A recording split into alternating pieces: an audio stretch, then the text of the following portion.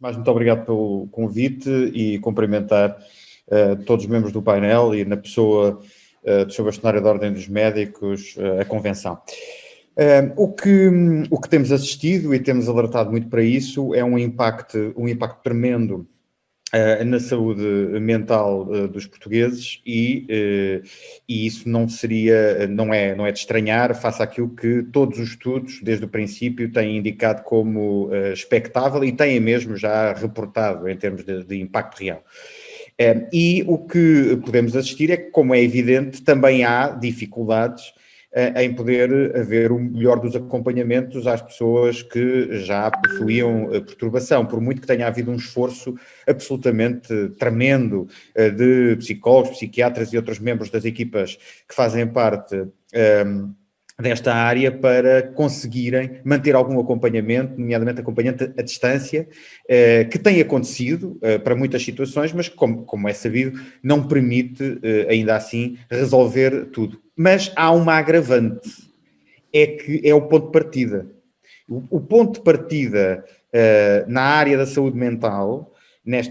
para esta crise, seja o ponto de partida para aqueles que já tinham uma perturbação, seja para um outro número muito mais substancial de pessoas que, não tendo perturbação, necessitam, como provavelmente praticamente todos nós, ao longo da vida, uma ou outra vez, de um apoio,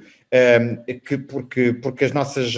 reações de adaptação a uma determinada situação na nossa vida nos estão a deixar com algum sofrimento,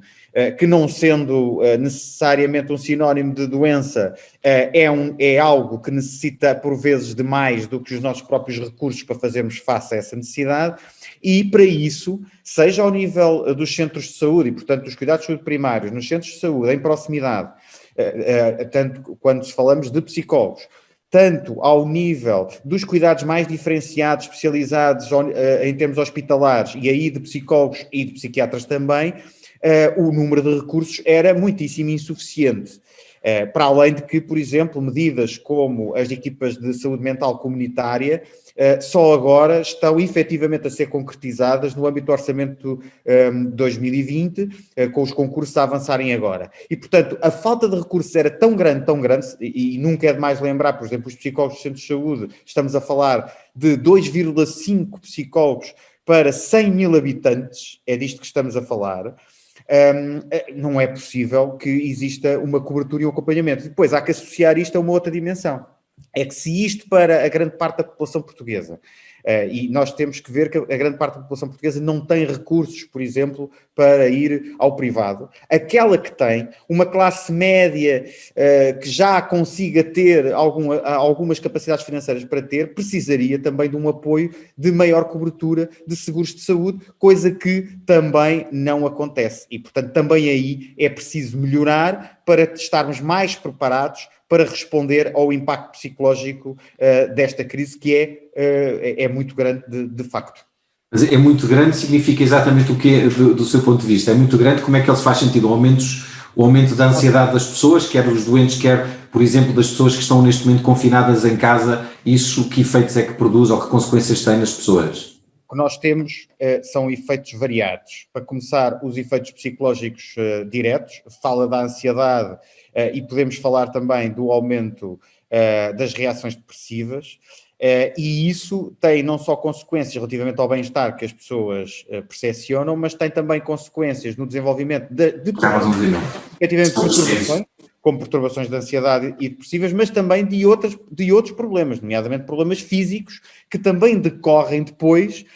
do agravamento desta situação, porque existe uma relação entre aquilo que é a saúde psicológica e a saúde física. E também depois a dimensão social, porque o que também sabemos é que existe um círculo vicioso destas situações, quando nós começamos a ter problemas de adaptação ao nível da ansiedade ou temos reações mais depressivas, isto afeta o nosso desempenho profissional, afeta as nossas relações familiares, afeta a forma como estamos a dormir e, portanto, por exemplo, daí diretamente a nossa nossa saúde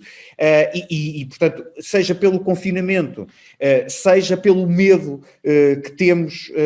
desta doença, a verdade é que os impactos são muitos. E para aqueles que adoecem,